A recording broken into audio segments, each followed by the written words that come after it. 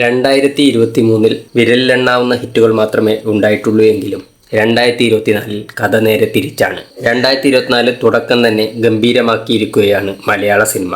അതിൽ എടുത്തു പറയേണ്ട മാസമാണ് ഫെബ്രുവരി. റിലീസ് ചെയ്തവയിൽ ഭൂരിഭാഗത്തിനും മികച്ച അഭിപ്രായവും കളക്ഷനും സമ്മാനിച്ച് മലയാള സിനിമയുടെ ഭാഗ്യമാസമായി മാറിയിരിക്കുകയാണ് ഫെബ്രുവരി. ഫെബ്രുവരിയിൽ ആദ്യം റിലീസിനെത്തിയത് പ്രേമലു, അന്വേഷിപ്പിൻ കണ്ടെത്തും എന്നീ 2 ചിത്രങ്ങളാണ്. നസ്ലീൻ, മമിത ബൈജു എന്നിവർ പ്രധാന കഥാപാത്രങ്ങളായി എത്തിയ ഗിരീഷ് ഷെഡിയുടെ റോങ് കോം ചിത്രമായ പ്രേമലു മികച്ച കളക്ഷനുമായി മുന്നേറുകയാണ്. മികച്ചൊരു കോമഡി എന്റർടൈനറായ ചിത്രം ഓൾറെഡി വേൾഡ് വൈഡ് ബോക്സ് ഓഫീസിൽ നിന്ന് 50 കോടിയും കടന്ന് കുതിക്കുകയാണ്. പ്രേമലുവിന്റെ കൂടെ റിലീസായ ടൊവിനോയുടെ ഇൻവെസ്റ്റിഗേഷൻ ത്രില്ലർ ചിത്രം അന്വേഷിപ്പിൻ കണ്ടെത്തും മികച്ച അഭിപ്രായമാണ് നേടിയത്. വലിയ രീതിയിലുള്ള കളക്ഷൻ ചിത്രത്തിന് ലഭിച്ചില്ലെങ്കിലും ഡീസൻ്റ് ആയിട്ടുള്ള ഒരു ബോക്സ് ഓഫീസ് കളക്ഷൻ ചിത്രത്തിന് നേടാനായി. തുടർന്ന് ഫെബ്രുവരി 15 റിലീസായ രാഹുൽ സദാശിവൻ ഡയറക്ട് ചെയ്ത് മമ്മൂട്ടി, അർജുൻ അശോകൻ, സിദ്ധാർത്ഥ് ഭരതൻ എന്നിവർ പ്രധാന റോളിലെത്തിയ ഹൊറർ ഫാന്റസി ചിത്രം ഭ്രമയുഗം മികച്ച അഭിപ്രായവും കളക്ഷനും നേടുന്നതാണ് കണ്ടത്. ബ്ലാക്ക് ആൻഡ് വൈറ്റിൽ ഒരുങ്ങിയ പരീക്ഷണ ചിത്രമായിരുന്നിട്ട് കൂടി ഒരാഴ്ച പിന്നിടുമ്പോൾ ചിത്രത്തിന്റെ കളക്ഷൻ 40 കോടിക്ക് മുകളിൽ എത്തി നിൽക്കുകയാണ്.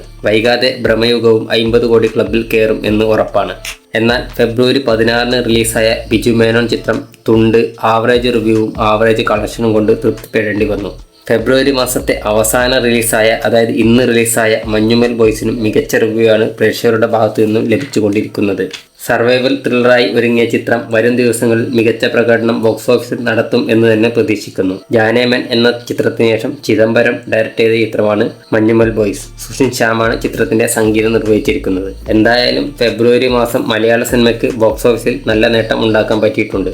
തുടർന്നുള്ള മാസങ്ങളും ഇത്തരത്തിൽ മുന്നേറാൻ പറ്റിയാൽ 2024 മലയാള സിനിമയെ സംബന്ധിച്ചിടത്തോളം ഒരു ഡ്രീം ഇയറായി മാറും എന്ന കാര്യത്തിൽ യാതൊരു സംശയവുമില്ല.